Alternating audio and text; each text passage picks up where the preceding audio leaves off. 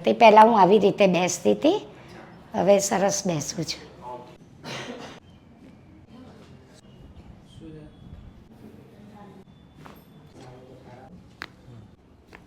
શું નામ તમારું? હિનાબેન. અને ક્યાંથી આવો છો બેન? બોસ્ટનથી, અમેરિકાથી. અહીં શેના માટે આવ્યા?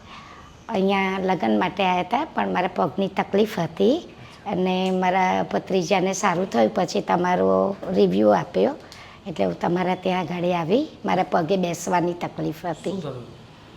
મને હું પડી ગઈ હતી અને પછી પગે વાગ્યું હતું અને પછી મારે નીચે પલાઠી વાળીને બેસાતું નહોતું.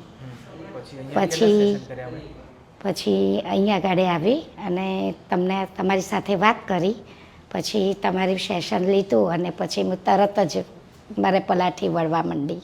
સાચે હવે વળે છે? સરસ, બધું સરસ થઈ ગયું.